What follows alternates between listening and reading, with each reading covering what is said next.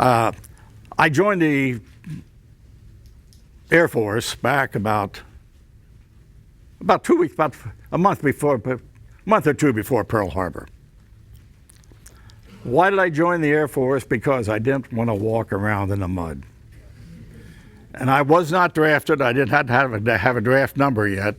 But if you were my age and you were living back during that period of time, there was a war going on in Europe, and they were talking about it all the time in Washington. Oh, we're not going to get in. We're not going to baloney. I knew we were going to get in, and I think every politician that told the truth in Washington knew we were going to get in also. So I joined the Air Force. Now, at the time, I was supposed to have they said you had to have 2 years of college when I sent my application in. I only had one.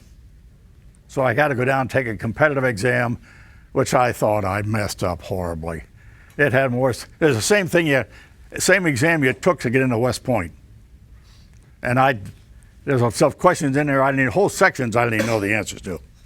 You're going to have to excuse me. I'm getting very old and I need a lot of water, so I take frequent sips of water here.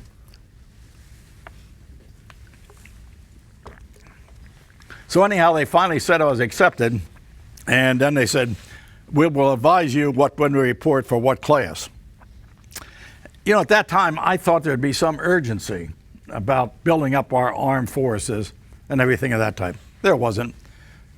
They kept going on in Washington just like they are now, that sort of thing. There would seem to be no urgency in getting prepared for war or getting ready for war. After I passed my exam, I was told I was accepted and everything. I waited almost a year before being assigned to a class. Well, then I went out to pilot training and everything else. I'll tell you right now, I washed out of pilot training. That's the reason I was not a pilot, and I became a navigator. So then when I graduated from navigation school at Kelly Field, Texas, I was assigned to the 97th Bomb Group. I went over to Sarasota, Florida, where I was stationed, and my first commanding officer was one Captain Paul Tibbets, and this sort of thing. And the first time I met Paul and this sort of thing, and I was scared to death of it. I was just a second lieutenant. He was a captain, man. That was a lot of rank in those days and everything of that type.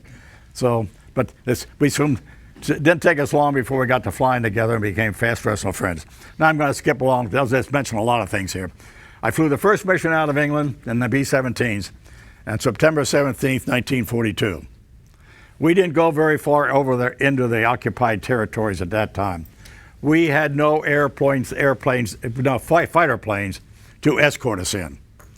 Spitfires would take us in as far as they could. Then they couldn't take us any farther, so they turned around, came back out, and left us go on our own. And then they met us they would come back in and meet us as we were coming back out.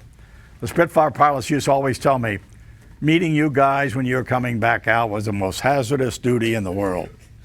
I don't know why, because Tom Ferbey and I were the navigator and bombardier that shot more ammunition at enemy airplanes without hitting a damn thing. We'd come back and we were up to our ankles in shell casings and that sort of stuff, and we hadn't hit anything. Back in those days, the Germans used to attack you head on like this. When you were coming in, then they'd roll and break away down, and this sort of thing. When you saw the wings light up on fire, you knew they were shooting at you. And Winston Churchill, I think it was, who once said, "There's nothing more exhilarating than being shot at without effect." There you go with that. Well, then we were over there, and we did a few other things over there that were noteworthy. Number one, we took General Mark Clark down to North Africa to talk to the French so that they would not resist our invasion when we invaded North Africa. Took $3 million along to pay them off, too, by the way. French haven't changed a bit.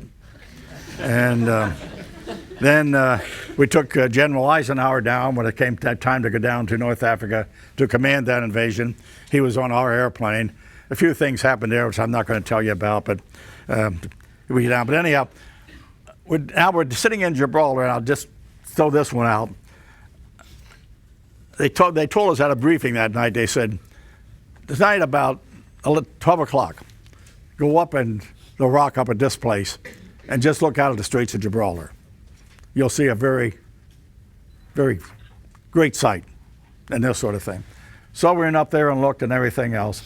And that night, here came the invasion fleet steaming through the Straits of Gibraltar. Moonlight night, beautiful night. I never saw so many ships in my life. It was a peanuts compared to what we had at D-Day and what we would have had over in Japan. But at that time, I never saw so many ships in the world. And they were steaming right through the straits just as though they were not going to meet any opposition. Peaceful, quiet, everything like that. Well, the next day then, after they invaded, they went into Algiers, went into Iran then, and Patton went in at Casablanca. And that's George Patton, just in case you don't. I was giving this talk the other day, and I mentioned a fellow named Doolittle. How many of you students know who Jimmy Doolittle was? Raise your hands if you know who Jimmy Doolittle was.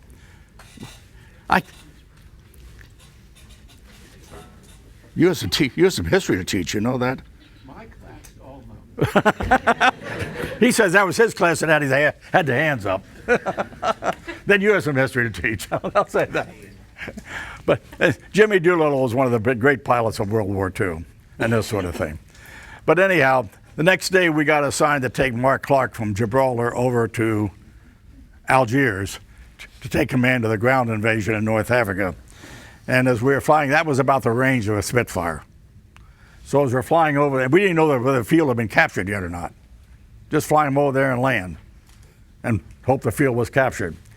So as we're approaching the field, I could hear all the British pilots flying the Spitfires saying, "Where's this goddamn Yank taking us?" Excuse the expression. "Where's this Yank taking us?" And this sort of stuff. And they kept talking like that and everything. And I finally get on the horn and I says, "All you limey pilots that are bitching about me, drop down through the clouds, look at an airfield down there about 12 miles straight ahead. That's your landing field. Land on it. I hope it's captured."